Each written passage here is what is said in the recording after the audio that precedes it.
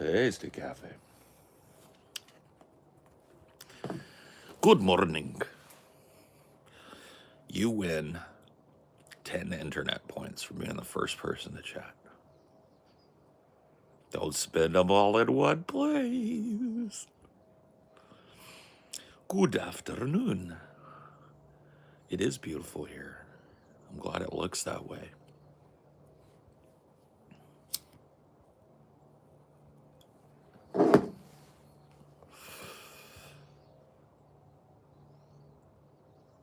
Afternoon. You know, it's really beautiful here. I'm just like I'm blown away. The more I drive around this place, there are just the area I live, there are so many little beautiful things tucked away. So it is actually kind of nice.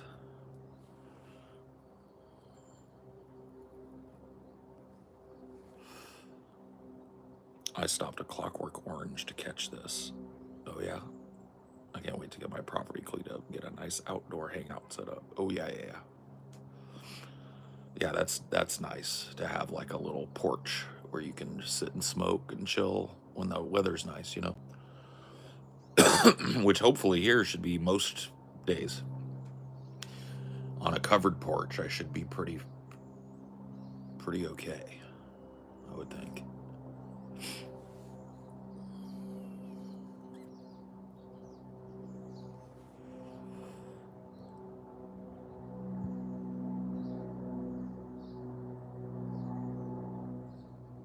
I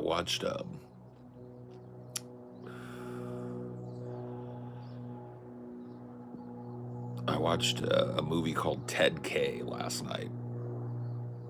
It came out in 2022 and just kind of got buried, I think, by COVID and other shit. But it starred Charlton Copley, who is a South African guy, probably most well known for District 9. Charlton Copley plays Ted Kaczynski. It's like a Unabomber type of movie. And man, dude, I really resonated with the portrayal of Ted Kaczynski on a couple of levels. Like he was apparently just overwhelmed by the fart of humanity. Like he loved being out in the woods on his property, and then people would come with snowmobiles or helicopters or planes and just like disrupt his whole shit. And I was just kind of like, oh, I'm not alone in hating that fucking noise just ripping through the wilderness, you know?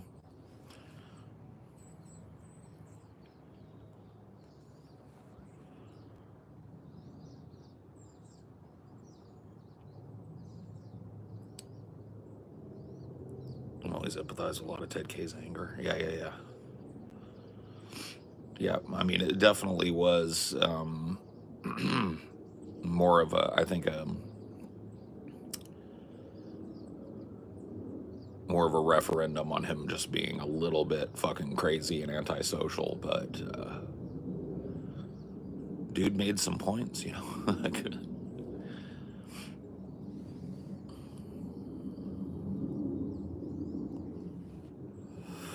I think you're probably right about that, Phoebes.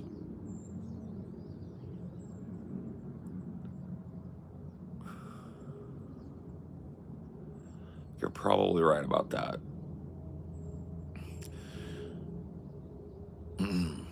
But, you know, there was a lot of things about that movie other than just his, you know, eschewing of technology and people.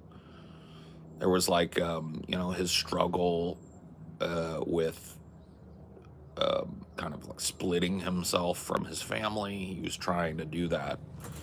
And I've been in that position before where it's like, you know, you want to be done with your past. And you want to move forward without it. I didn't go the route he went, you know, cutting everybody off and stuff. But I definitely, like, I won't lie to you and tell you I didn't feel that way multiple times. Definitely a relatable feeling.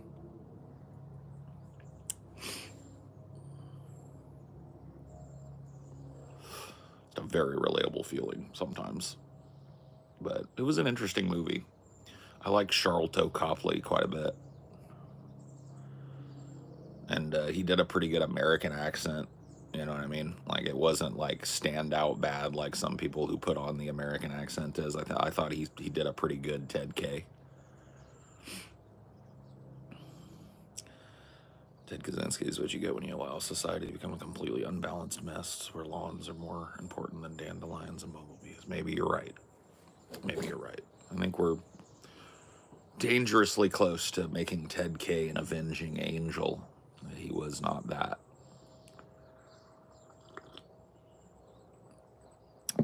Who did the worst American accent? It's a good question. That's a really good question. I don't know. I don't know. I've heard bad ones, but I just can't land on one right now. I know I've heard really bad ones, but I cannot land on who they belong to. Would you rather smoke marijuana or drink alcohol? Smoke, smoke, smoke, smoke. Dude, I've had breakdowns from trucks or trains or loud cars constantly going by the house. Peace of mind is a precious thing. I've cut off enough people to sort of worry if I'm making it a habit. I mean, cutting off people, I think, is kind of part of it, part of getting older. You know what I mean? Like, you start to get, well, at least this is how I've gotten older. I don't know if everybody is that way, but you start to get real selfish with your time and your energy as you you know, get deep into middle age. You know, yeah. I think other people just start to wear on you a little bit sometimes.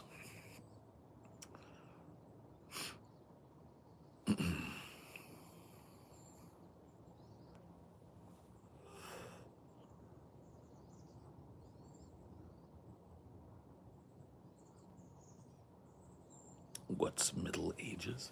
Huh? Middle age? Like 35 to 45, right? Is, yeah. 35 to 45, that's the age range where they say that you're middle aged, right?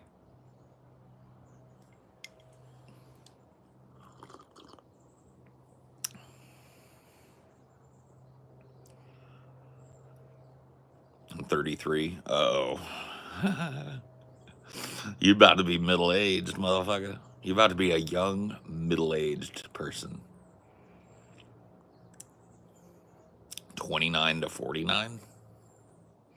Okay. I think 29. I mean, I don't know why. I think 35. I think I'm right. 35 to 45 is middle aged. And again, it's just perspective, right? I mean, it's perspective and biology.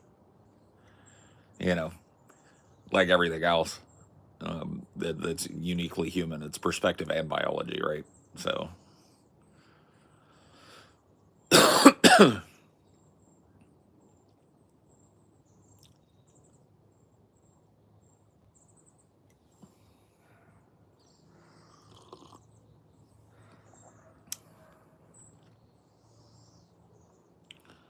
you're worried about me? I'm not your friend. I'm worried about you, my friend. You're not my friend. So why are you worried about me?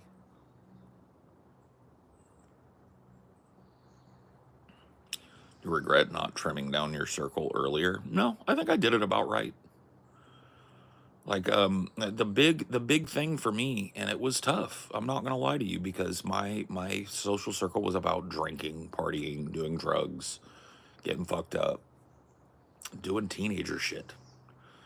And, you know, I'd say right around my mid-20s, I really started to feel done with that type of shit. And it just kind of sort of happened, you know, and it wasn't a concerted thing that I did.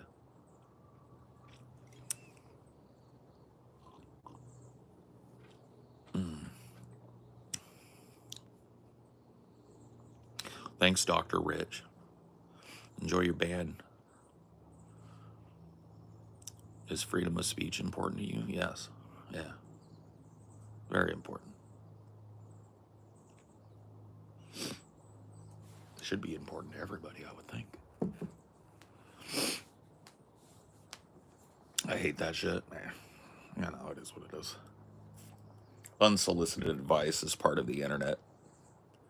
There are people out there that they just really need to feel like they're positioned above somebody looking down on them, and that person is begging for a hand up. Like that sort of feeling makes a person feel useful, connected with other humans. And so that's why people are chasing it.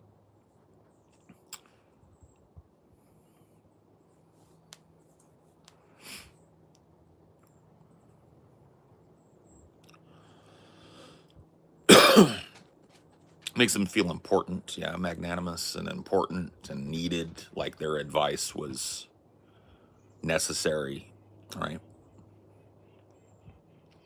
It's a very strange thing. Going too fast, trying to burn fat. I took my earbud and said, no, I'm trying to mind my business. Oh, good for you. Yeah, like what? Leave me the fuck alone. That's why, you know, it's like public fucking places can be a piece of shit.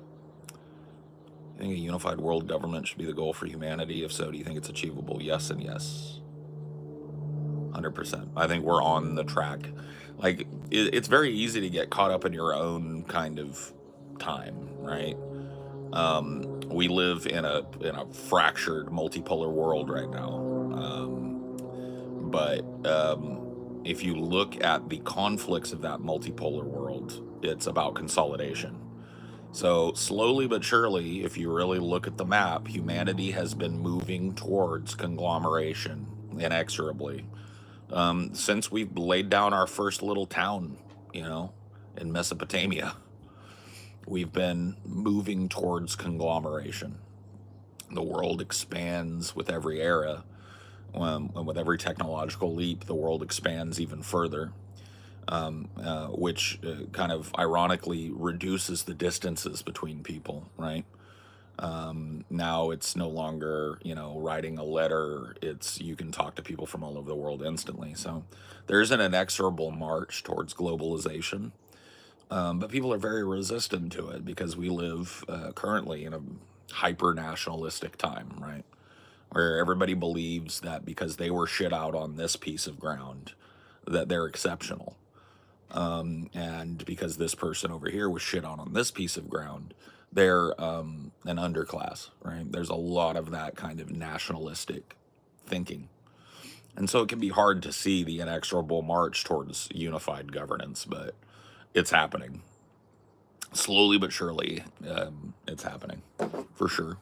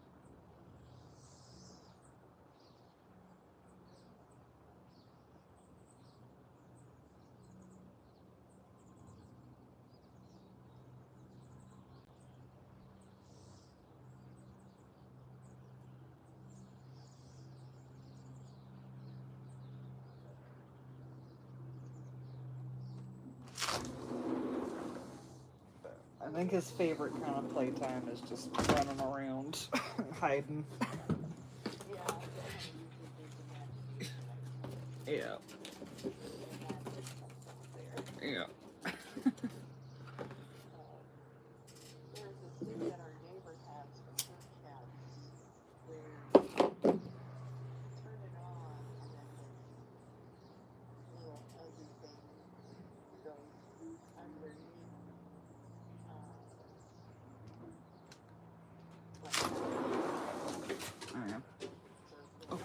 It's okay.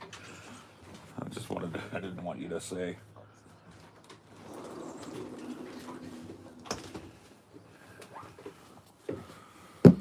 Oh, oh,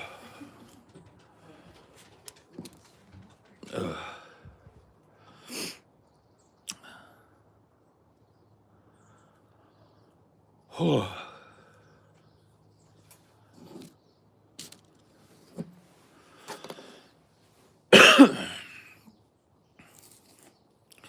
Political science professor calls it an anti-intellectual culture, partially blaming intellectuals for making others feel inferior. Gatekeeping science and social science? Yeah, I don't know about that.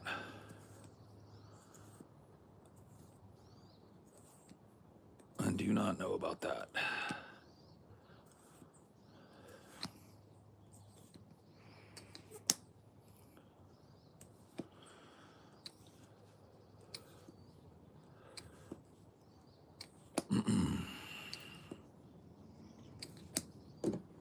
Good afternoon.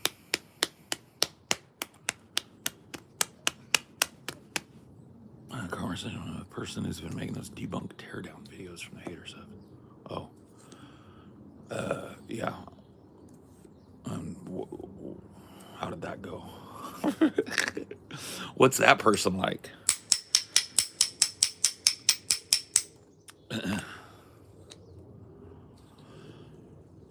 Do we show Trumpy's amnesty after the collapse? Amnesty? What are they? Are they pirates? Do people that supported the guy who won the presidency need amnesty now? Is that real? Is that what we need?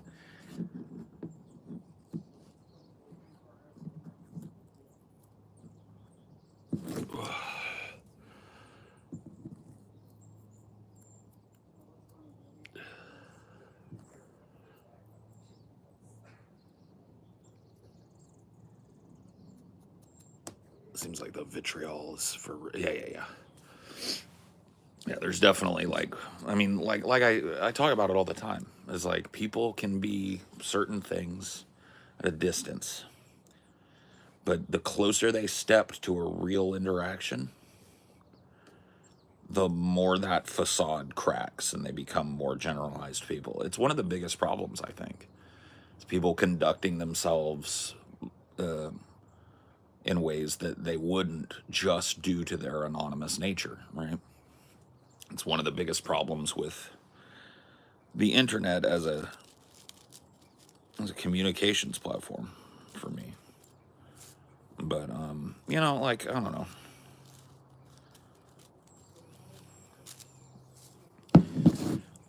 I'm fine being disagreed with, and I'm fine with people doing teardowns and stuff. I've always encouraged that.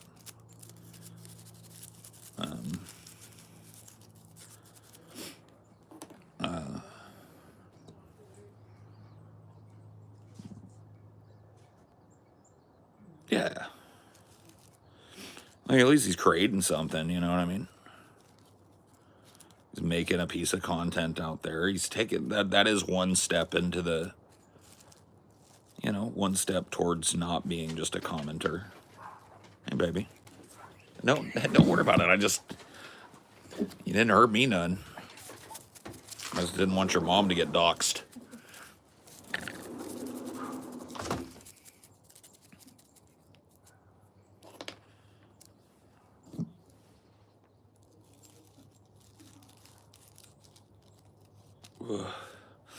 It's weird that that dude would show up in your chat, but not mine. Like, I'm the topic of his obsession. You would think that would be me he wants to talk to, but I think that that's probably the last thing that that person wants to do is to have a discussion with me.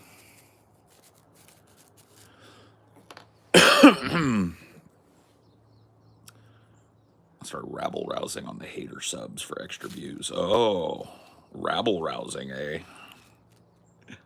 That's good. I like a rabble rouser.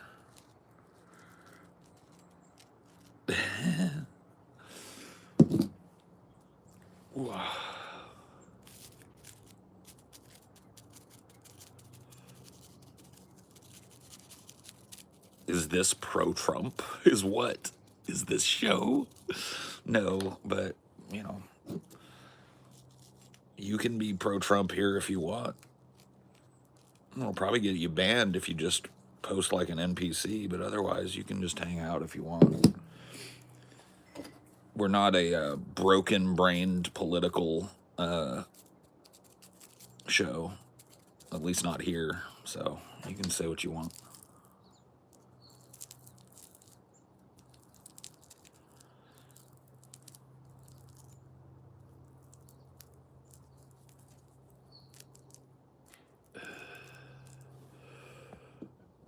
Yep, I'm an unpaid shill for y'all over there, but it's mainly self-interest. They're an easy audience to get past. Oh, yeah. Collecting a hate watcher or two is it's a good sign of growth. Good sign of growth.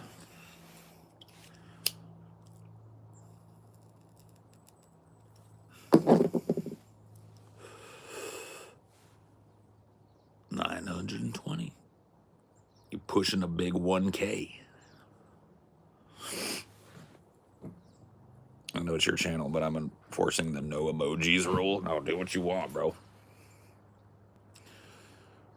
You got the wrench. It's your world. Yeah.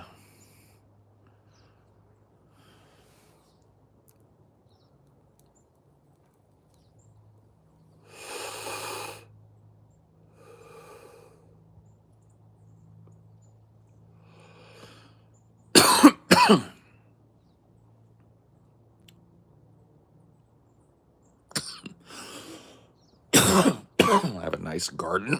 I don't have a garden. I've just got wilderness land.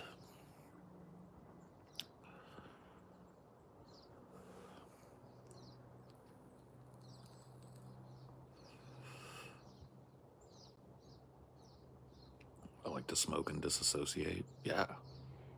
Yeah. I mean, duh, right? I haven't seen a cigarette comment in a minute. Why do people get? Oh my god, dude! People just people are obsessed with it now. I don't know. Brits just call their backyard a garden. Oh, I see. He's not even Republican.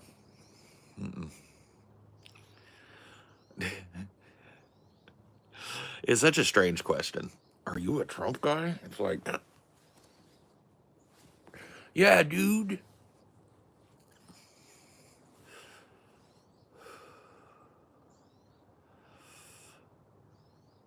Do you think that he's is spelled H-I-S?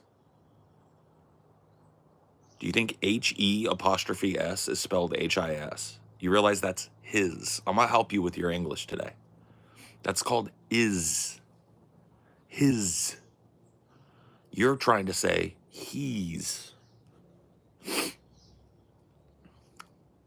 would really help.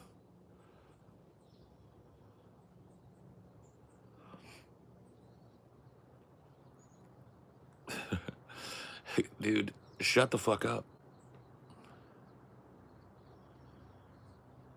It happens when you're trilingual. You're trilingual. Yeah, I don't know if you could call yourself trilingual just yet, bud. I think you still got a little bit of learning to do in English.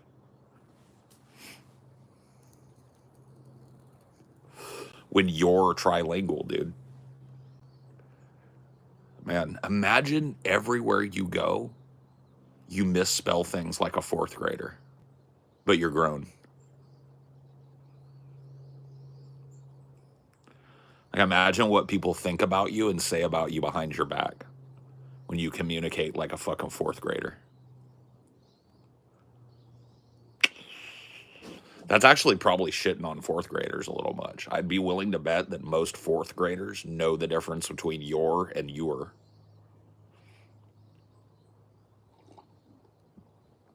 I'd be willing to bet.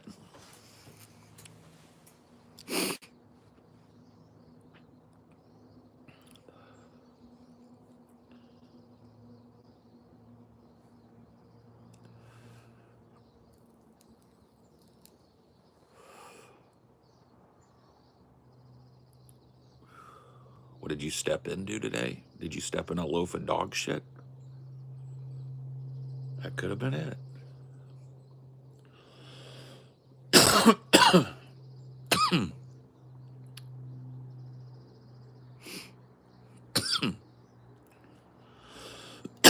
Are you completely and utterly brain dead?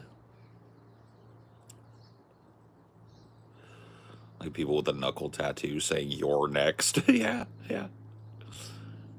I have a question. How do you get your joints not to boat? Mine always boat when I smoke. Oh, yeah. Well, if you're using these, I actually was taught how, because like a lot of people think that cones are a workaround to rolling a joint, but rolling a cone is actually, it probably takes longer than traditionally hand rolling a joint. So what you want to do is, if you're, I don't know if you're stuffing cones, but if you're stuffing cones, the bottom part of your cone should be tight. So that first like couple of little scoops you put in, you want to like really tighten that down. Here, I'm gonna show you. I'm just gonna do a little demo. Well, I don't have another fucking, I was gonna, but anyway. As you're packing that down, you're gonna wanna like pack that little part of the joint there, and that's for stability and airflow. Because if you pack this loose, right, it's gonna gum up down here and you're gonna get a droopy joint. So you don't want that. So you pack the first like maybe quarter inch of your cone tight. So when I'm packing it, I'll grab the cone up here and the tube and kind of push the tube down onto the weed and then pull the cone up a little bit. You don't want to rip it, but these are pretty strong when you pull them that way. And that's how I make sure that that's good and stable down there. Then, okay, you take a scoop, you take your little stick, and you're gonna want to go, just pat it down, right? Don't put too much pressure on it. Just pat it down. Another scoop, pat it down. Keeping this loose here, not fully packed down, is airflow. So boating happens when there is, thank you, baby, a problem with airflow in your joint. It's a sign that you packed it too tight.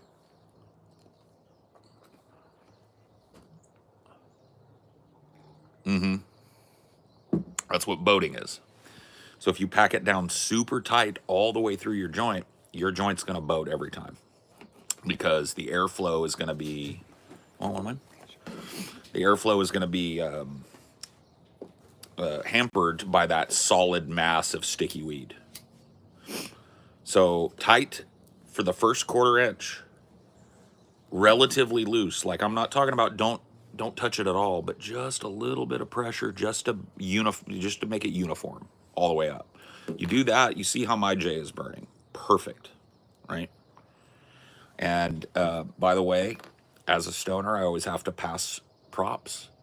I learned this from Chelsea. It was Chelsea that taught me how to properly stuff a cone. I never really did it in my life before. And so, yeah, but yeah, you'll, if you do it that way, so go tighter in the rider, looser in the gooser. That's right.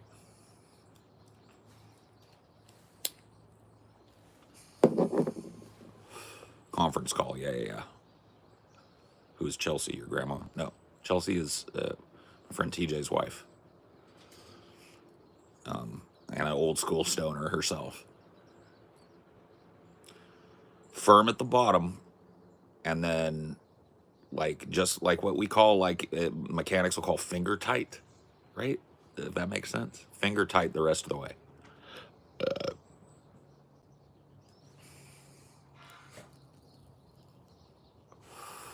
Does TJ still smoke weed? Yeah, he does. Me and Scotty were giving him shit the other day because we saw him puffing on a joint. And it was the first time I'd seen him like have a concerted actual smoke in a while. I think maybe he's just doesn't feel the urge to get high on the show as much as you do, maybe. Yeah, well, I mean, that's changed. If you look at both of us, that's changed over the course of the show. It's like TJ, I have to be honest with you, was the most voracious smoker when I first joined Mhm. DP. Mhm. When I showed up at DP, TJ literally always had a joint going. Like it would never be a moment where there wasn't a joint going somewhere in the house, Mhm. right? And so he went from like that guy who was probably smoking, at least as much weed as everybody else, if not more, to, not really smoking all that often. And I've done the same, right? There, I don't know how long it was, like 6 months, maybe? Yeah. There was a couple times. Yeah. When we first got together, you took a long break, Hmm. and then after we'd moved, you took a long break again. Yeah. Yeah. So it's just one of those things. TJ used to get Space Cadet high. Well, that used to be like when we lived together, like TJ and I, because we're both attention seekers, would be up late at night, stoned as fuck, and we would just stream together and just continue to get more and more stoned. And that ended up making some really funny content because the two of us we got good chemistry when we're sober, you know what I mean? So we get a little high and it gets silly quick. I kind of miss those days. That sort of like direct interaction with TJ and Scotty was always fun. It was nice living by them. It was it was not a easy or simple decision for me to make the decision to like move away from where they were at. I stuck it out, and but it was too many fucking hurricanes. It was too out of place down there, man. I've never felt that way. Well, I guess I feel that. I mean, I'm not trying to be edgy, but I guess I feel a little out of place everywhere I go. But I've never felt it as strong as I did down there. I just, I'm a person that's very sensitive to that sort of thing, I guess.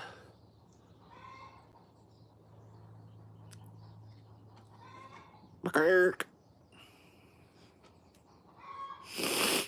got your green card? Congratulations.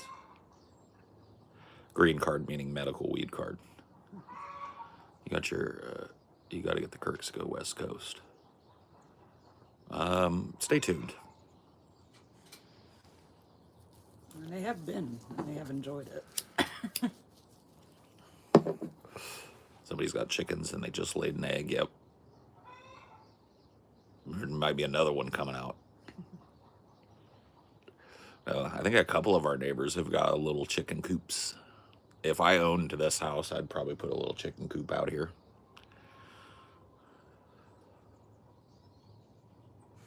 It's a big investment to put on a rental. Last chicken coop. Yeah. Call means egg, if you didn't know.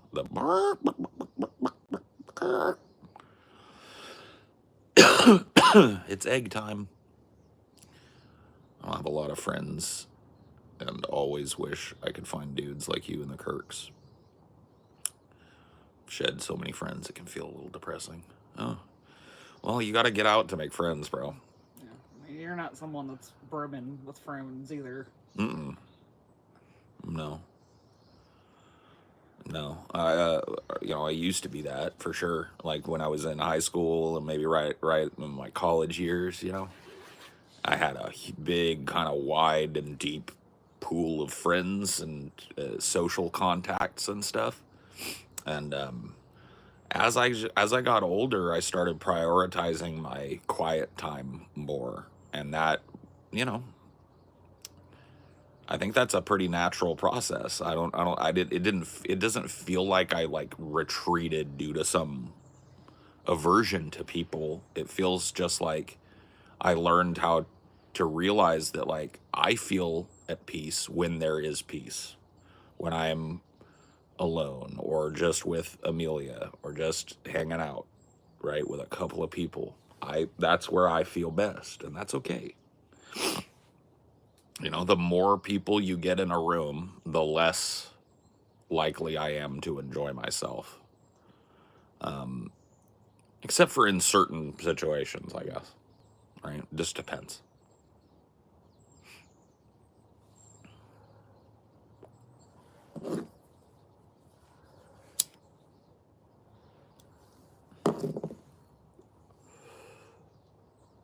The price of eggs now, having chickens will soon be the only way to have eggs. I mean, they're expensive, but they're not, like, unless you're just literally eating a carton, like, every couple days, then, you know. I think a lot of people eat a lot of eggs. Yeah. I think eggs are a big staple part of a lot of people's diets and diet plans and shit. So yeah, I don't know. Speaking of, we should probably finish that big salad today, huh? Yeah. Finish up the egg salad today. Yeah, For we have lunch. them, like, a couple days a week, maybe. Yeah.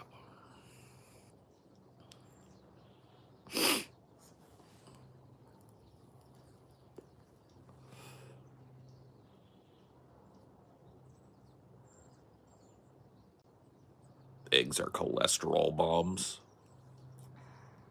I mean, It's gone up and down. Like, the way they treat eggs is has been so wild. Like the way that like nutritionists have treated eggs in my lifetime is wild, because I remember when I was really young, that was the conventional wisdom, was like eggs are a trap, filled with horrible cholesterols and blah blah blah blah blah. Then in like the 90s, there was this whole ad campaign where it was like, hey, eggs have good cholesterol and eggs are a great part of a balanced diet. You know, you should get eggs. And it's like the same kind of low like fat, high fat. they're filled. Yeah, anything with high fat in the 80s was bad. Yeah. And Then in the peaked again 90s, in the 2000s, yeah. yeah, then in the 90s, the late 90s, early 2000s, they started to introduce this wider idea of like good fats and a balanced amount of fat in your diet. And fat is healthy. Fat is good. You know what I mean? It's like, so it's just kind of like boomeranged, right?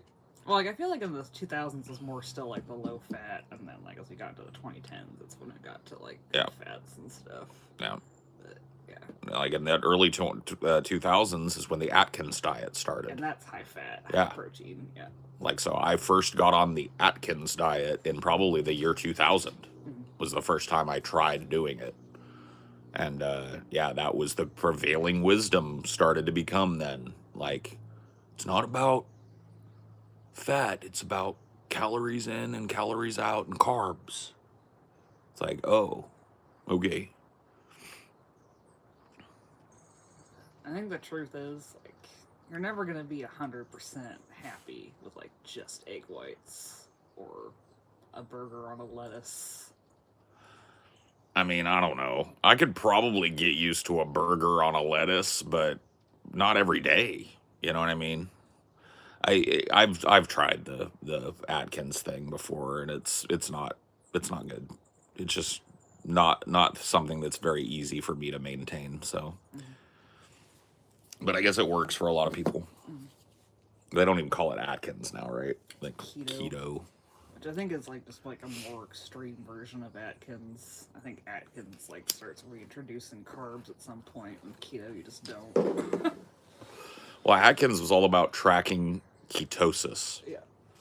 So you'd get these pee strips and run them through your piss stream, and if it lights up bright pink, that means your body is in ketosis. It detects ketones in your pee. That means that you're actively burning fat, to put it simply. And so it was about tracking ketosis and doing cycles of ketosis.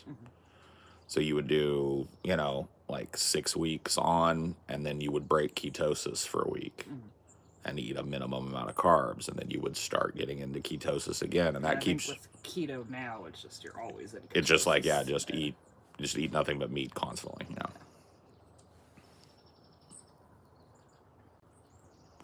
Do you think that did your gallbladder in, or did you start Atkins after your gallbladder was already out? Well, it was before, but I think just like being raised the way that I was wore my gallbladder out. The night that my gallbladder got bad enough for me to go to the hospital. I was having pains and stuff with it on and on, but I just chalked that up to like indigestion. The night that it became a medical emergency, I was at my sister's house, sister and brother-in-law's house, playing video games and eating my sister's nachos, which is just, you know, a tub of processed cheese, jalapeno, you know what I mean?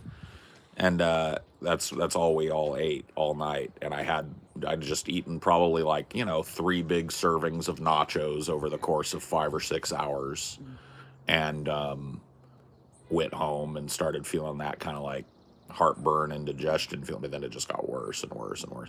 By the time I, woke my girlfriend at the time up and told her to take me in, it was like there was a spear straight through me right there. Like somebody had stuck a spear through me, and it was going all the way through all that body and coming out my back. Pretty crazy.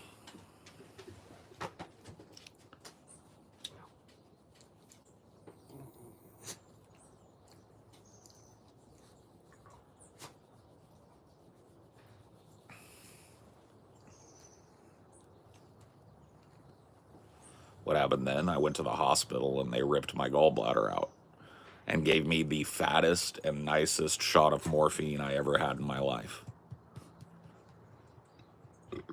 I remember I was waiting to go to imaging and they had shot me full of morphine. And I was sitting in probably the least enjoyable place in the world, a hospital waiting area with sick people and upset people all around me. And I was absolutely at bliss with the universe in that moment. Like, what was going on in my head was music and the cosmos and just the feeling of belonging right where I was and the whole nine, man. Crazy.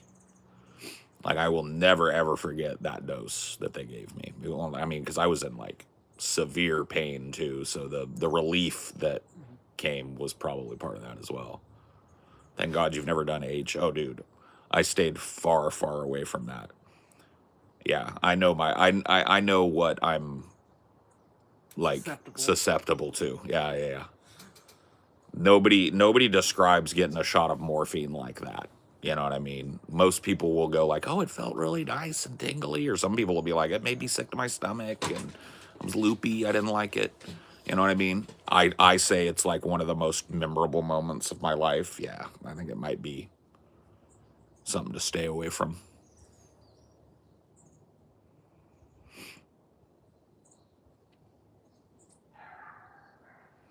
It is crazy how like the logic about it's changed. Like just when I got my wisdom teeth out in 2016, they gave me a whole month worth of Oxy. Yeah, that's crazy. And then now it's like they'll barely give it to anyone unless it's like dire. Well, it got out of control. Yeah. I mean, just like it was bad when I was younger, but now it's just absolutely fucking out of control. The shit that's out on the market is so much stronger and so much more concentrated and deadly and dangerous that they're not even really fucking comparable.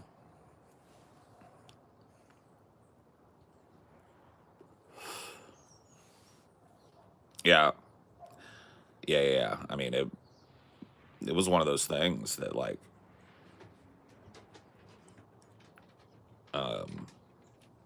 one of the things I remember is my girlfriend who was there with me was talking to one of the doctors and came back, and she was like, "Oh my God, baby, are you okay?" I was sitting there with like tears streaming down my face. Just, and she was like, "Are you okay?" And I was like, "Yeah, like, yeah, I'm fine. I'm great." You know, like it was crazy, just a crazy, crazy dose.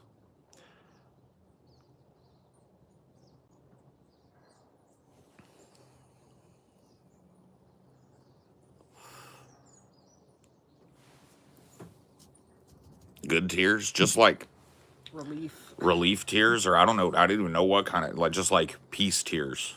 I wasn't sad, I wasn't in pain. It was just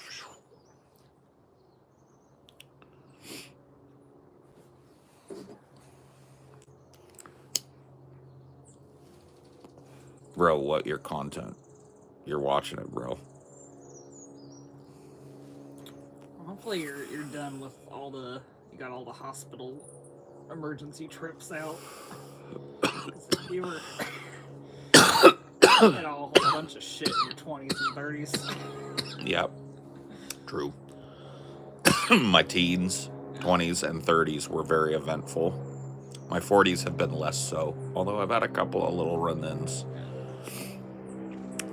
There's a novelty item right now called Trumpy Trout. That's a wall-mounted trout that so it's like Billy the Big Mouth Bass. He used to sing, "Take me to the river and put me in the water." Yeah, that was they had one on The Sopranos, remember? So now they've got one that turns and says like what's a Trump quote? I don't know what's his quotable thing. Let me see if I can find a little video of it or something. Oh shit. Trumpy Trout. A rapey do a rapey do Real ad running on Newsmax. A message from the 45th President of the United Bonds of America. Let's make fishing great again, okay? He's here, everyone's favorite fish, Trumpy Trout. No one has ever seen a fish like me. Trumpy Trout is an animatronic talking fish with a big personality. I am the hugely bigliest fish in the pond. Watch his fins flap and his large mouth move as he makes speech after speech in high-fidelity sound. Some bass are bad fish, crazy fish, criminal fish, and druggy fish. But some bass are good fish, and I only love some of them. Mount him to your wall or use the built-in stand to display him proudly on your desk. Now you'll never miss a Trump. That's some dystopian shit right there. That was 6 months ago. Yeah, that's some wild dystopian shit.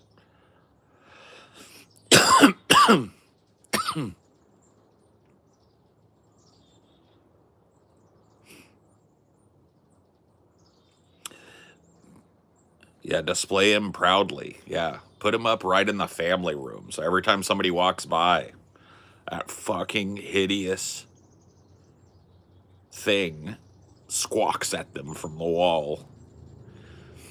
Ooh.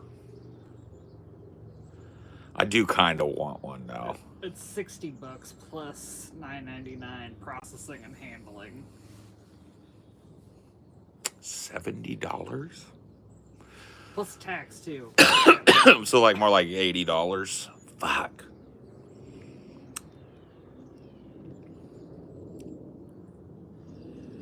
Nope.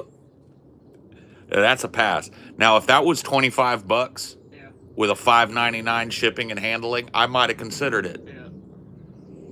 They went too greedy. They got too crazy with it. They got too fucking crazy with it. You guys should get it for the show.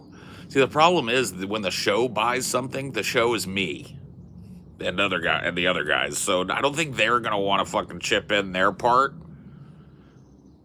You know what I mean? I ain't chipping in on it unless it's at my house. Have a full refund guarantee. Try it risk-free. Send it back with a full refund if you don't love it. I mean, that's bullshit though, Yeah. because like that's just a pain in the ass. They guarantee you're gonna love your fucking Trumpy Trout. That would be a work expense. Yeah. If I make a bid about it on the show, I could write it off on my taxes, I guess.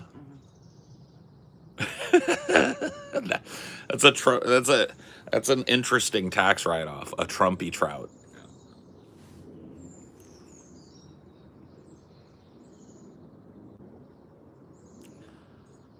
I'd buy it if you could program your own quotes for it. Yeah, I mean, it's probably something you could do. You could probably hack the Trumpy Trout and make it say whatever you want. Yeah, I mean, it's just like a little thing you'd suck in there. It's $60 plus $9.95 shipping and handling plus tax. It's more like $80, MJ. It's too. Yeah, that's retarded. Well, that's processing and handling. That's not even shipping and handling. Shipping might be a whole other thing. True.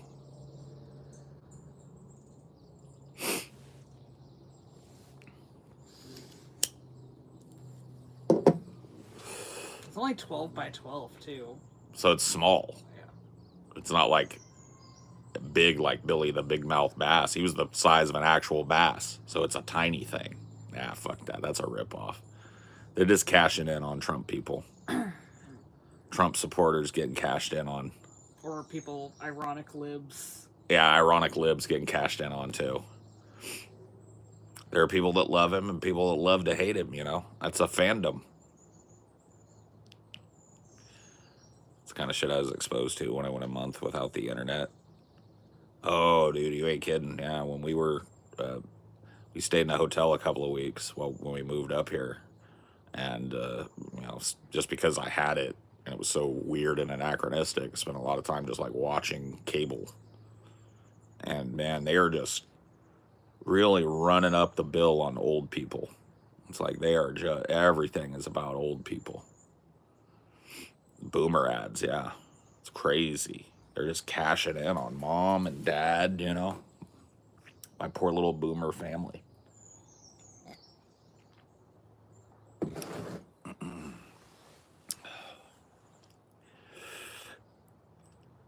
Boomer ads equals DFF. So I guess they're trying to prohibit drug ads on a national level, but Who is trying? let's see. So that's for a state. Where's drug ad and Congress? Farsiga. Farsiga is a weird one that doesn't even tell you what the fuck it is. Yeah. Or does. It's literally just like a wilderness shot. And it goes, Farsiga. Ask your doctor if Farsiga is right for you. Farsiga might cause shedding of skin, lizardification of eyes, the growing of demon horns, the rotting of your eternal soul, rosacea. Okay. So I guess it was more of regulation on it that they're gonna see what happens with it. Oh. So, Like who did it? like I think the FDA did a regulation or FTC. So they're regulating like what they can do Yeah. and say. Well, when does that go into effect? Does it say? Let's see. Because I mean, we saw when were we? Because we were we were watching. Oh, because we were watching the fucking Oscars. Yeah. And it was a bunch of fucking. Mm-hmm. Yeah. This Google's being weird. If you've got psoriatic knee pain, Tortura may be for you. Daily dose Tortura is shown in 35% of cases to significantly reduce knee inflammation due to psoriatic arthritis. Alright, so I guess it was protecting patient. So it was Grassley and Durbin Democrats. Drug price transparency for consumers. Price disclosures on the drug ads. Okay. So they have to tell you what it costs now? Yeah. That's retarded. Just ban them. Just ban them. Have I ever been on a submarine? Yeah, dude. I went on this thing. They don't even have it anymore. It got replaced at Disneyland, but it was called the Submarine Adventure or something, and it used to be badass. Now it's some Little Nemo bullshit. But that's technically a submarine because you're underwater, you know, and stuff.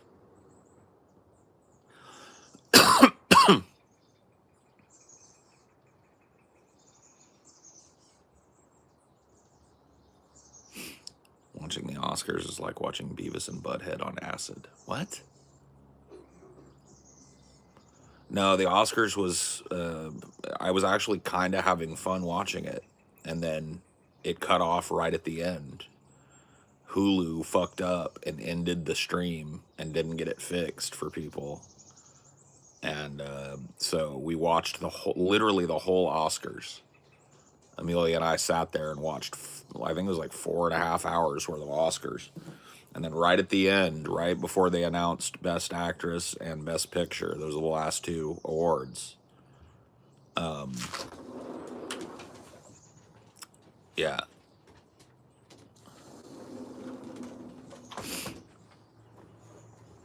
But I will tell you that the Oscars, I feel like that, like if I were to talk to the Oscars, having watched the whole thing, minus the last 5 minutes, I will say this. I actually had fun watching the Oscars for the first time in probably a decade. And it was a good choice. I think Conan O'Brien was a good host, but there was a big fatal flaw in the Oscars. The goddamn rush. And it's just like, what? Why are you still doing this? Why are we still pretending that broadcasting this on TV is more important than the experience? Like, run it truncated on TV right after the Oscars. Yeah. And cut it for time. But if you want to watch it live, get on Hulu. I mean, who doesn't have it now? Yeah. Your grandma's got Netflix over there. You know what I mean? It's like, come on. Or, like you were saying, like a whole Oscars channel.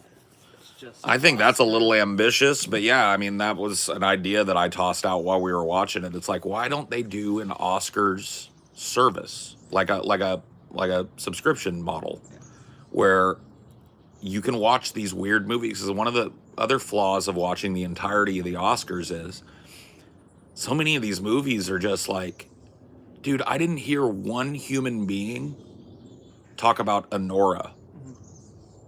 I'm not saying it's a bad film. I'm just saying, like, not one human being anywhere on the internet crossed my path with, hey, have you seen Anora? It's really great. You know what I mean? And it's like, why don't these movies that come out and then, you know, they're already out for VOD and the Oscars are coming up, why isn't there a collection of all of those? I know, because, like, if you look at, like, oh, we're going to watch some of the Oscar movies, they're like, some of them are here, some of them are here, some of them are here. Yeah, you got to have, like, 10 subscriptions if you want to watch, like, all of the Oscar Best Picture nominees. Yeah. And then that doesn't get you any of the short film nominees, the documentary nominees. It's like foreign film nominees. Right. It's like, why not just have a subscription service that's just Oscars? And then, you know, when it's not Oscar time, or when there's, you know, they're building up that roster of new movies that are going to be Oscar contenders, right? They show old Oscar winners on a rotating basis from different eras. I would probably subscribe to that. Just nothing but Oscar movies. And then the Oscars, because here's something, the rushing shit, it's cringe. Well, it's like, oh, let's play them out. These people just won an Oscar. Let them talk. I get it. You don't want somebody just like going up there and filibustering for half an hour. But like you'll have one person that talks over, and then the next person gets cut off. Well, Adrian Brody talked for 5 minutes. Yeah. And the only thing awkward about his speech was that feeling that he was trying to rush through a lot of things he wanted to say. He just won Best Actor. Yeah. And Let they him put talk. on the music, and then he had to tell him to turn off the music. Oh, he just fucking bullied him. He was like, I've done, because he's a 2-time winner. Yeah. So he was like, I did this before. Turn the music off. I'm going to keep talking. But you shouldn't have to be that type A personality.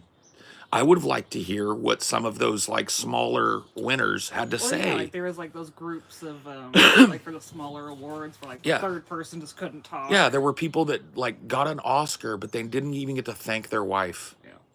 Because there were 3 of them, and they start playing the music at the end of the second guy and usher them off stage. And that's fucked. Like, because they're trying to fit it into a live TV over the airwaves broadcast. Still, it's time to grow up. You know what else was stifled by that rushing? You could tell they had put periods in there where Conan was going to be funny. Yeah.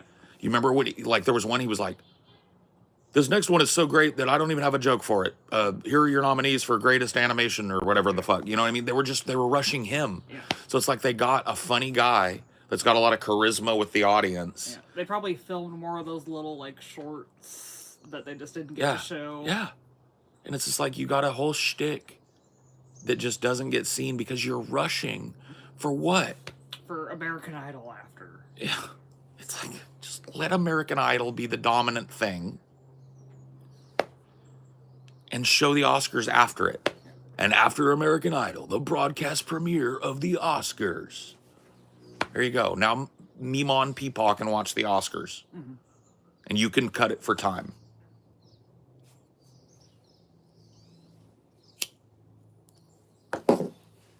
So that sucked.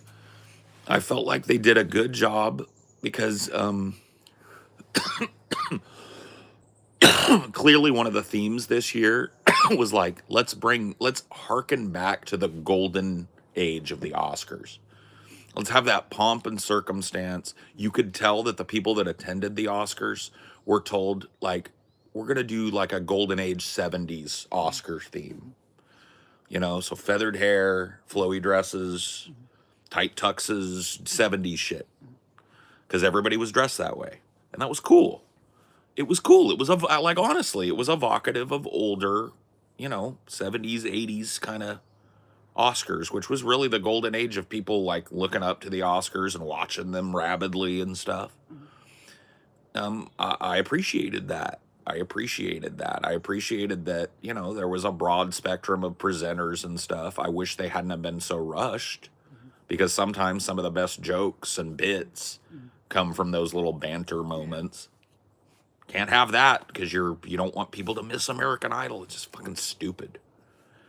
It's so obvious that they need to just create like an Oscars network where, you know, you pay your money every month. You get to see all of the Oscar films before the Oscars that are available. Some of them, you know, don't make it to availability before the Oscars, but you know what I mean? But it'll be right after, you know what I mean? Who's watching cable? It's literally meme on Peepaw. If you watch people cable, stuck in hotels. yeah, and well, yeah, but I mean, yeah, people stuck in hotels, meme on Peepaw. Yeah, that's who it is.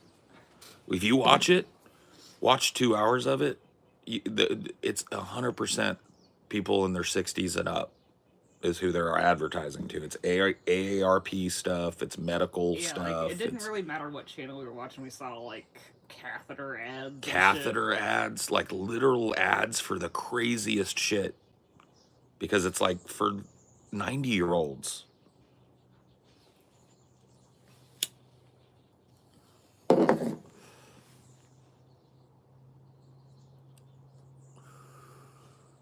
Like, even one of the big ads, like during the Oscars, was like, "Check your boobies, ladies. You might get breast cancer." Yep. Like we, and it's another shitty thing. So much time wasted on ads that you could, you know, you could run those ads on the fucking TV version. Yeah. Cut it for time, and it's a great way to hide things.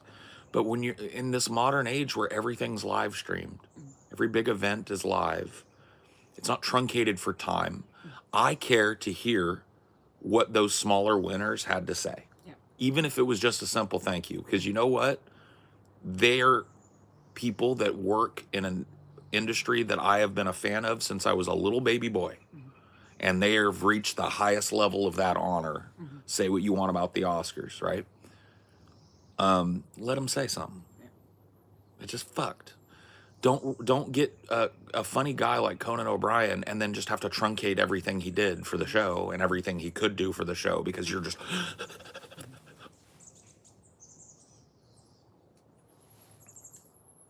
And it's just like what that leads to is because the Oscars is a night that builds towards the big awards. Yeah. But they're rushing the more they get to it. The closer they get to these big moments, the more they, oh my God, rush. And so it's like those big moments are some of the most truncated. Adrian Brody snatched the appropriate amount of time for his award. But nobody else got to.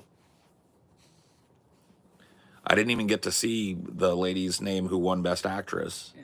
Well, yeah, but I can almost guarantee... Best Actress and before Best Picture. What do you think she got? 30 seconds? Yeah. 45 seconds?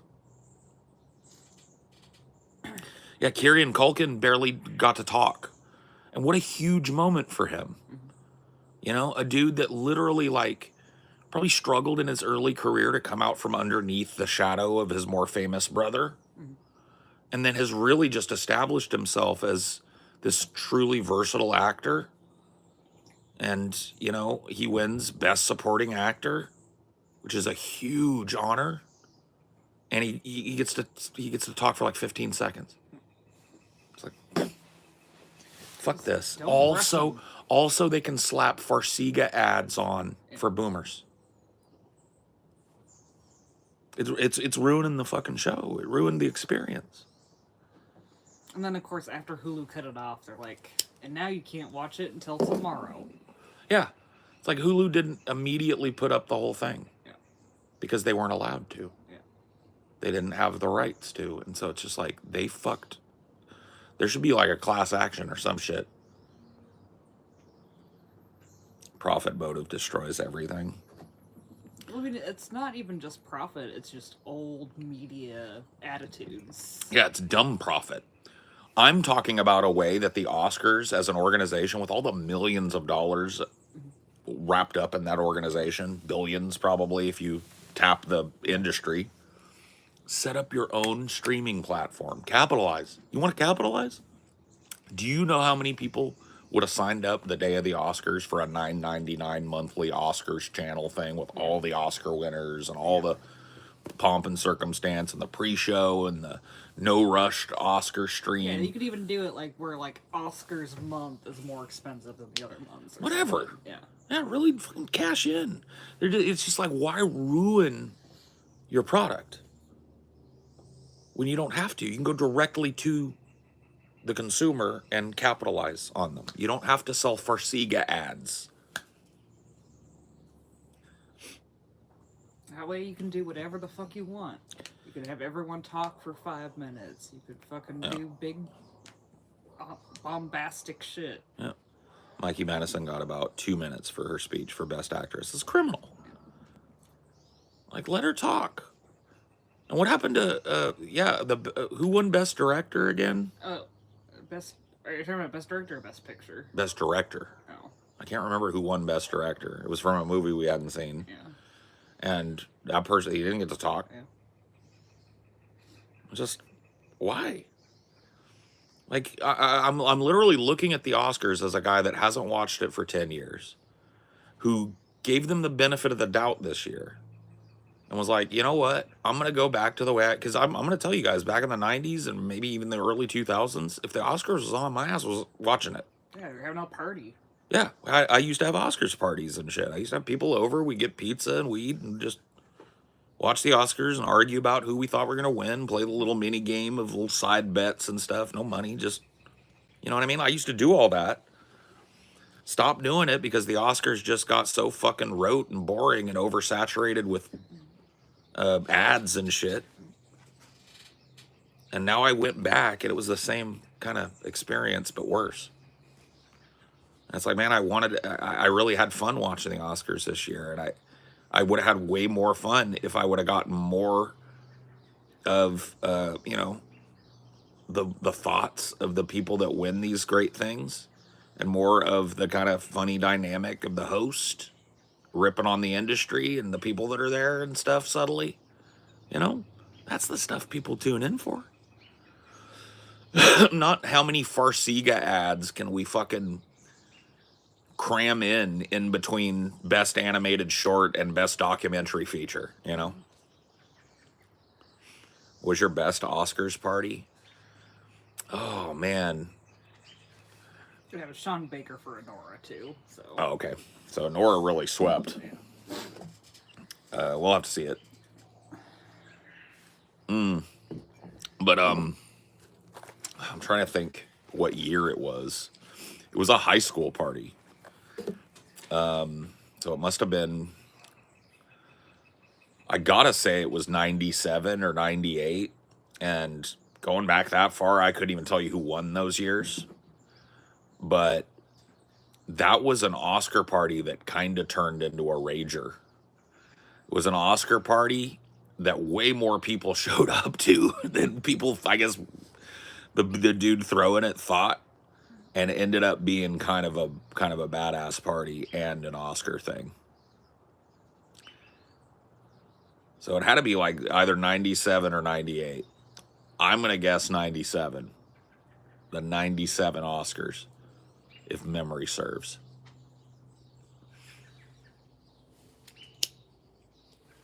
But it wasn't always like crazy over the top stuff. Like when I got into my 20s and my early 30s even, I used to watch here and there. You know, just have a couple friends over, smoke some pot and have some beers and just laugh, you know. Yeah, Nora won the most awards. Amelia Perez got the most nominations.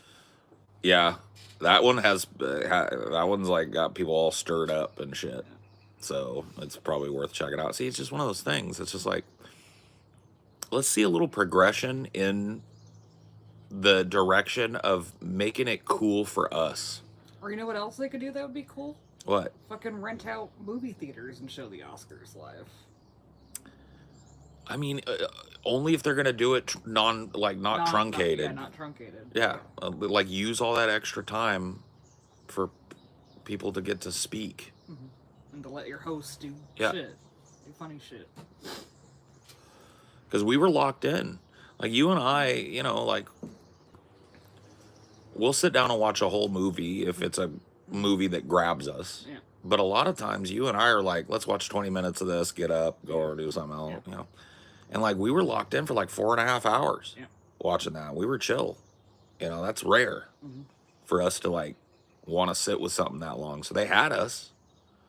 But it's just like looking back on it, why wasn't it? It could have been so much better. You could tell it was better in planning, but they never budget enough time for people to speak. Amelia Perez is unwatchable. I guess that makes me kind of want to watch it even more. You don't know me very well. What is the divide? Yeah, I don't know. I'm gonna guess just from the pictures that the clips we saw of it and the songs we heard from it and shit. I'm gonna guess it's DEI. It's a bunch of fucking people fucking speaking in Spanish. Fucking bullshit. Yeah, I'm guessing it's that. I'm guessing that's the divide.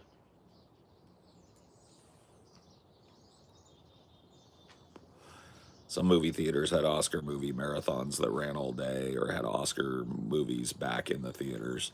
I'll have to look into it in my area next year. The Oscars just kind of descended out of nowhere for me.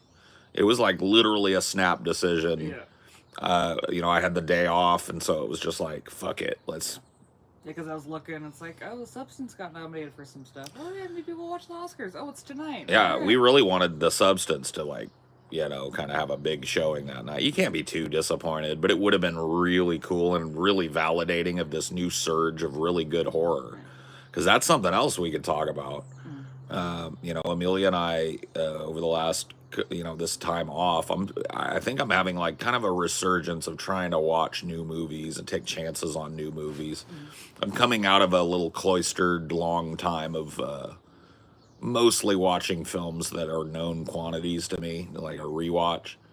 But taking a chance on a couple of movies that I had skipped over, I'd seen, you know, like The Black Phone was one. And I was like, man, I'd seen preview the trailer for it, and I remember thinking like that looks stupid as fuck, and so I just stayed away from it. Oh, I watched it, and it was actually a decent fucking flick. It's not like the greatest horror. I'm not like shouting it from the rooftops like I was with The Substance, but I guess with Amelia Perez, it was they thought it was a little transphobic. One of the trans characters, and oh, MJ's filling me in, yeah. Too. It's just a really bad representation of trans women. So it's the other end. Yeah. So I was wrong. Damn. Well, there you go, assuming Paul's ego.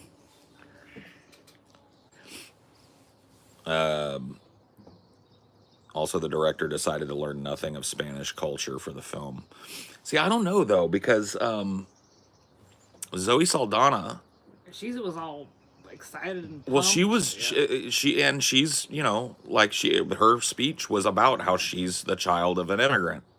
And she was excited to do a movie in her native language. Yeah, And and all she that. was absolutely bowled over by getting the chance to play the role and to work with the director. So it's just like whose experience matters here, you know what I mean? I don't know exactly how the trans person in Amelia Perez is portrayed, so I don't know what the kind of problems are. I'm not making excuses for being out of touch with that, but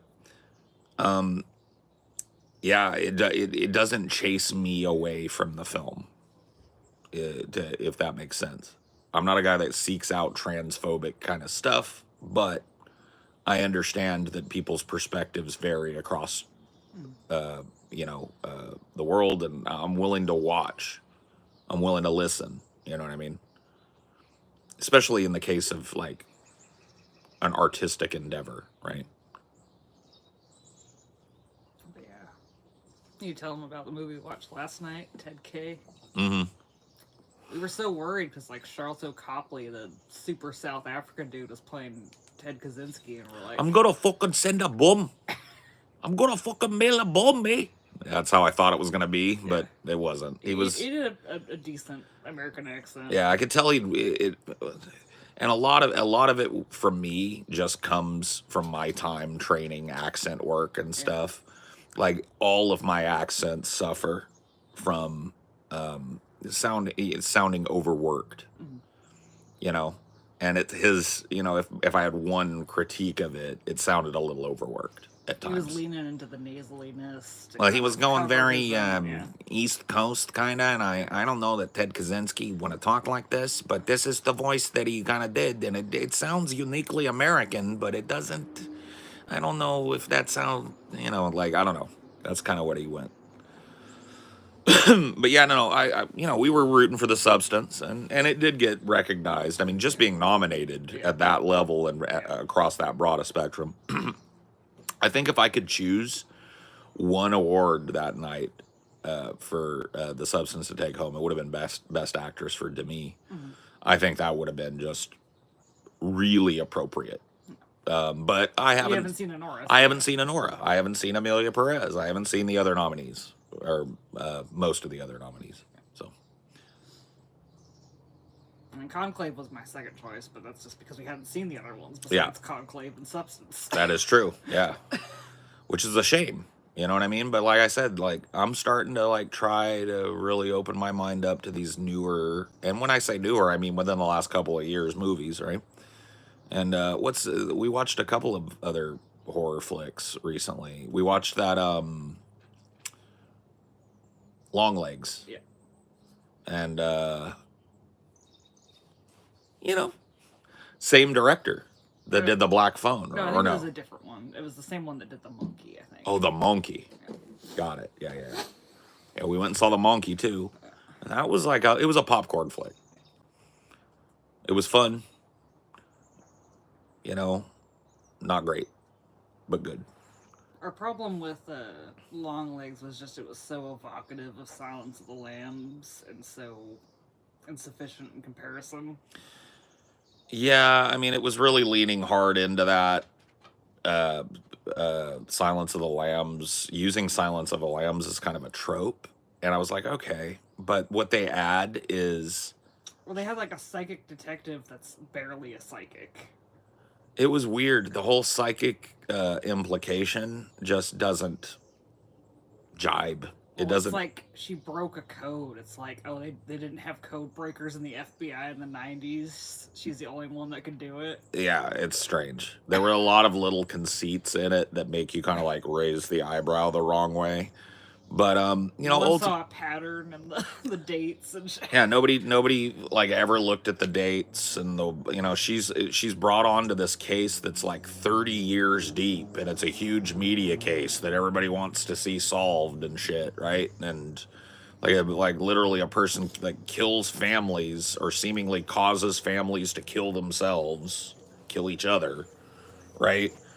And the only way they know that this person is there is that they leave a note announcing that they were there. And we just couldn't figure out a code after 30 years. They've got 30 years of FBI cryptographers. We broke the fucking Nazi Enigma code. Yeah. But for some reason, nobody ever like pulled out the Bible and cross-referenced some words, and you know what I mean. Like she just sits down and just does it.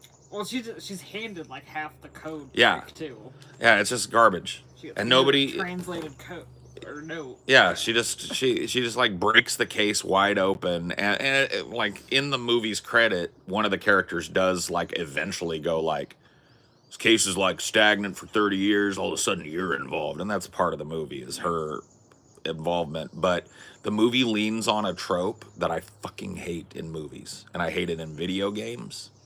And I hate it in narratives. And one word, amnesia. Oh my God. So many fucking shitty, overwrought films rely on amnesia. It's not that you can't, like, you want a movie where amnesia is used in an interesting way. What's that one with fucking Guy Pearce? Memento, where he kind of like works backwards through his memories. Interesting. That's the central focus of the movie. But when it's just a character that like has risen to prominence, she's part of the FBI's elite crime lab as a super psychic investigator, but she doesn't remember her past at all. Yeah, it's like psychic, but can't remember either. It's like, what? And it's just like used to obfuscate what is ultimately just a convoluted aha type of MacGuffin plot device that comes out of nowhere. There's no way you could have guessed it because the main character is an amnesiac psychic. And she's so like flat too. Yeah. It's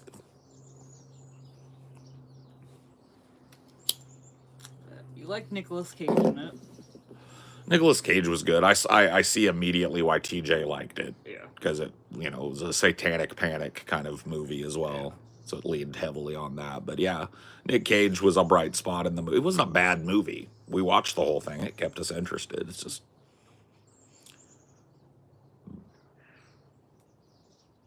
Yeah, I did read that they feel like they've solved the Jack the Ripper case or something after all these years. I don't know if I buy it. I feel like that's happened a bunch of times in my life. But maybe now they've finally narrowed it. It's this person. It's that person. It's this. Well, like, ultimately, it's so old and they had so little ability to collect evidence back then that it's kind of a crapshoot. I guess so, yeah.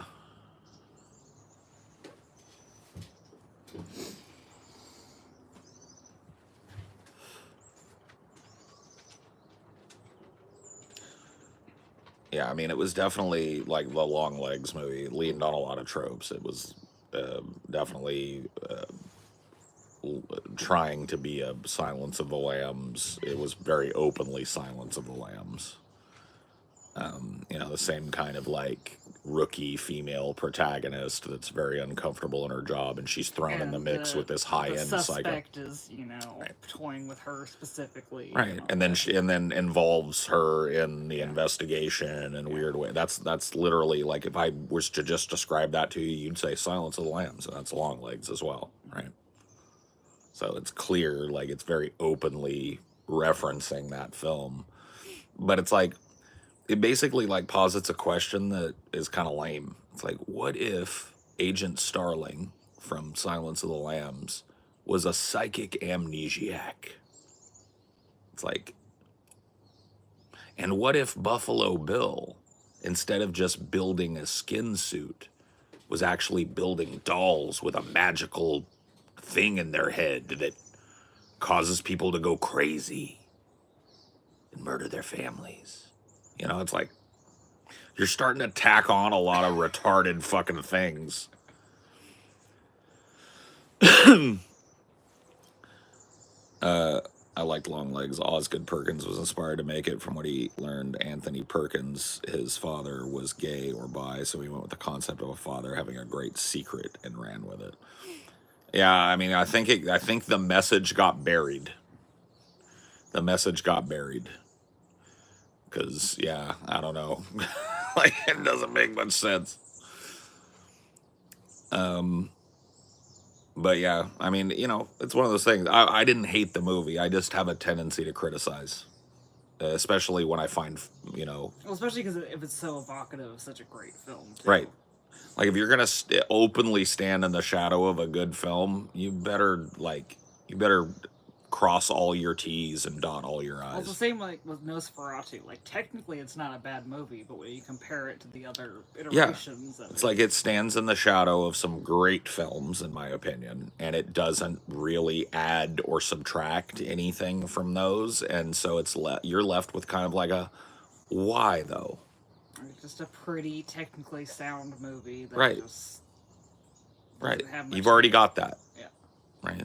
You've got the Werner Herzog Nosferatu the Vampire, which is superior in my mind in almost every way to the modern remake. So, it's one thing to be inspired by a film, and it's another thing to openly stand in its shadow. You know what I look at it in the same way? These found footage horror movies. Yeah. You know what I mean? You could argue about there being, because I know there's an argument about whether or not Blair Witch was the first found footage, but I don't argue about it because the other one that people bring up, nobody's seen or heard of. It was the first giant, big, sweeping success found footage movie. It showed filmmakers like, holy fuck, we don't have to spend $100 million to make $100 million. You can spend 30 grand and make $120 million at the box office. Cool. You know what I mean? And so many movies, some of them good, decided we're going to openly stand in the shadow of the Blair Witch, invite the comparison, and do what it did. And so many movies fall short because that's all they bring to the table. Oh, it's Blair Witch kind of stuff. Again. It's like, okay.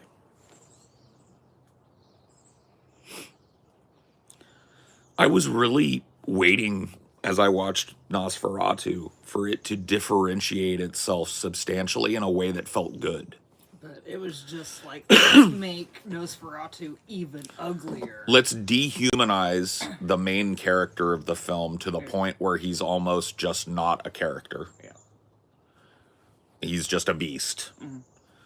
And then let's pretty much like stick to the same plot and shot style as the Werner Herzog. Yeah. But just update it with 4K Yeah. cameras and shit. Okay. Well, I why? think they won like set design or something. We're Yeah. like, that's all right. It was, yeah, no, I mean, I won't, I'm not faulting like the craftsmanship that went into it. It's a beautifully shot movie, but a movie that leaves you going, why?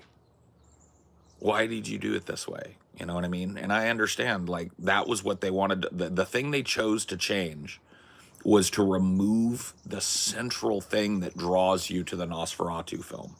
Well, it's like he's supposed to be seductive to her, and he was the opposite of seductive in every way. Right. And he's not only supposed to be seductive, he's supposed to be sympathetic at a certain point. You start to feel like, wow, what a pathetic creature he is. And his inability to feel love and his need to put people under his thrall in order to try and get a facsimile of that from them. You know what I mean? There's a lot you could read into that about human relationships. When you make him just like a giant mustachioed Corpse. zombie, Yeah. it kind of like rips the fucking point out for me. And it's like, so I understand a lot of people would say like, oh, well, at least they tried to change something. Yeah, they didn't do a good job with it. They picked the wrong thing to change. Was Edward Scissorhands a horror film? No. Comedy. Yeah, it's a dramedy film, right? So it's like it's got a little bit of a spooky kind of layer over it, but it doesn't present as a horror film at all.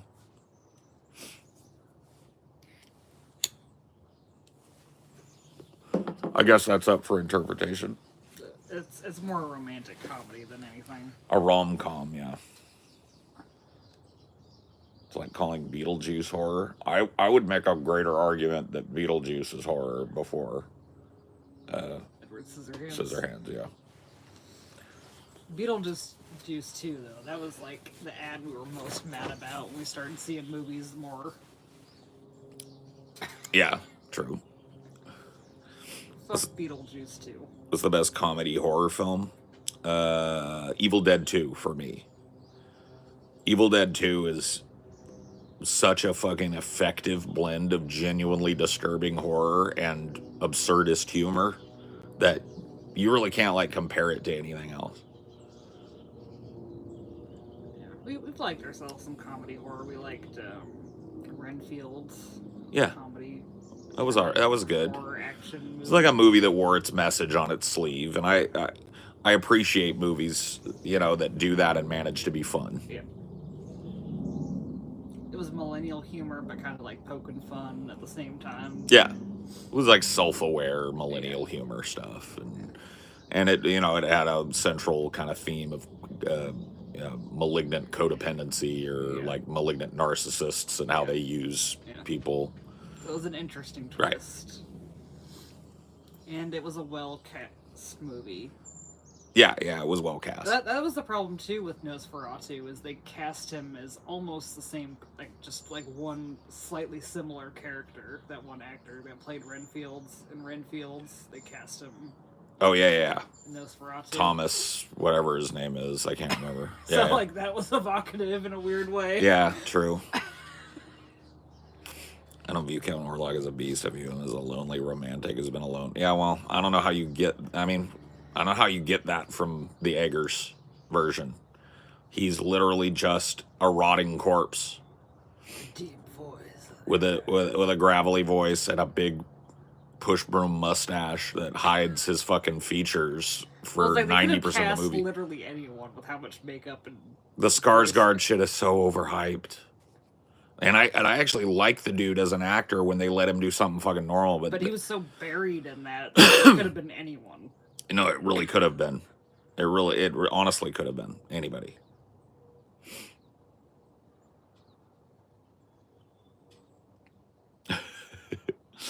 I mean, I appreciate the deeper examination. I really do. But at a certain point, I think deep examination becomes kind of masturbatory because it's like, yeah, you're right. Okay, so maybe Orlok being a corpse or being decrepit is a reflection of how Ellen feels about her own desire for him or whatever the fuck. Okay. Does that change? Why was this version of Nosferatu made so much in the shadow of a great film that it evokes it at every turn and compares poorly? Here's another thing that compares poorly. The Renfield portrayal. So it's another movie it openly evokes is Bram Stoker's Dracula. So it's got two classic films that it's just going like, we're going to take from it. So they go the Renfield route in Nosferatu. He's not called Renfield in Nosferatu, but it compares so unfavorably to the Tom Waits portrayal in Bram Stoker's.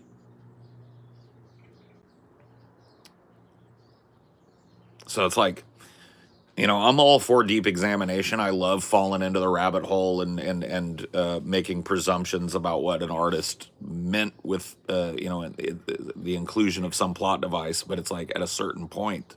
Well, also, too, you're kind of holding Eggers to a higher standard.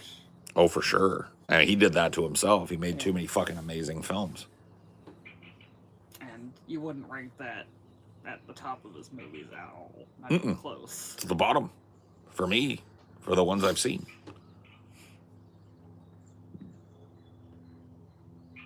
Looks like an annoying know-it-all who's usually wrong.